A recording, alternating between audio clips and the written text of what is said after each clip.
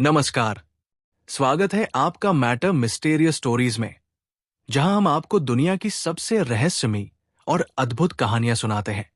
आज की कहानी आपको हैरान कर देगी। क्या आप सोच सकते हैं कि एक लड़की की शादी किसी इंसान से नहीं, बल्कि एक सांप से हो सकती है? ये कहानी एक छोटे से गांव की है, जहां परंपराओं और आस्थाओं ने एक मासूम लड़की की जिंदगी को पूरी तरह बदल दिया। क्या था इस अनोखी शादी का कारण? इस लड़की ने इतनी बड़ी परीक्षा को कैसे सहा? और इस घटना के बाद गांव में कौन-कौन से चमत्कार हुए?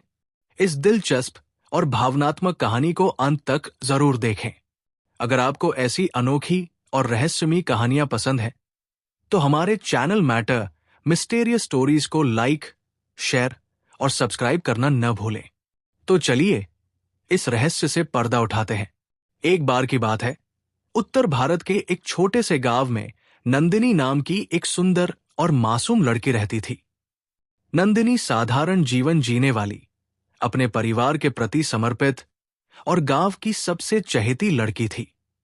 उसकी मां उसे अपने घर का ताज मानती थी और उसके पिता उसे एक मजबूत, आत्मनिर्भर महिला के रूप में देखना चाहते थे। लेकिन शायद किस्मत को कुछ और ही मंजूर था। गांव के पास एक प्राचीन तालाब था, जिसे नाग कुंड कहा जाता था। इस तालाब के बारे में गांव के लोग कहते थे कि वहां नाग देवता का निवास है। हर साल गांव वाले नाग पंचमी के दिन इस कुंड पर पूजा करते थे और नाग देवता से अपनी रक्षा और समृद्धि की कामना करते थे। एक दिन नंदिनी अपनी सहेलियों के साथ तालाब के पास पानी भरने गई। पानी भरते समय उसका पैर फिसल गया और वो तालाब के किनारे गिर गई। तभी अचानक एक बड़ा काला सांप पानी से बाहर निकला और उसकी ओर देखने लगा। उसकी सहेलियां डर के मारे भाग गई, लेकिन नंदिनी कांपती हुई वहीं खड़ी रही। वो हिल भी नहीं पाई। कुछ पल के बाद सांप बिना उसे कोई नुकसान पहुंचाए वापस तालाब में चला गया। जब नंदिनी घर पहुंची और इस घटना के बारे में अपने माता पिता को बताया, तो उन्होंने तुरंत गांव के पुजारी को बुलाया। पुजारी ने इसे शुभ संकेत बताया और कहा, यह कोई साधारण सांप नहीं था, ये नाग देवता का रूप था। उन्होंने नंदिनी को अपनी पत्नी के रूप में चुना है। यह सुनकर नंदिनी का परिवार स्तब्ध रह गया। गांव की पंचायत बुलाई गई। कुछ लोगों ने इसे भगवान की कृपा माना, तो कुछ ने इसे अंधविश्वास कहकर नकार दिया। लेकिन पुजारी के शब्दों का गांव में बहुत प्रभाव था। उन्होंने कहा, अगर नंदिनी की शादी नाग देवता से नहीं हुई, तो गांव पर उनका प्रकोप होगा। भय और आस्था ने मिलकर गांव वालों को मजबूर कर दिया कि वे इस विवाह को स्वीकार करें। नंदिनी और उसका परिवार पूरी तरह टूट चुका था। नंदिनी ने अपने माता पिता की ओर देखा, लेकिन उनकी बेबसी देखकर वो कुछ कह नहीं पाई। उसने ये सोचकर चुपचाप हामी भर दी कि ये गांव और उसके परिवार के हित में होगा। गांव में शादी की तैयारी शुरू हो गई। मंडप तालाब के पास बनाया गया और इसे फूलों और दीपों से सजाया गया। पूरा गांव इकट्ठा हुआ, जैसे ये कोई उत्सव हो। लेकिन नंदिनी के लिए ये एक दुस्वप्न था। लाल और सुनहरे कपड़े पहने हुए उसकी आंखों में आंसू थे। वो खुद को समझा नहीं पा रही थी कि उसकी किस्मत उसे कहाँ ले जा रही है। उधर एक बड़ा और काला सांप, जिसे नाग देवता माना जा रहा था, मंडप के पास लाया गया।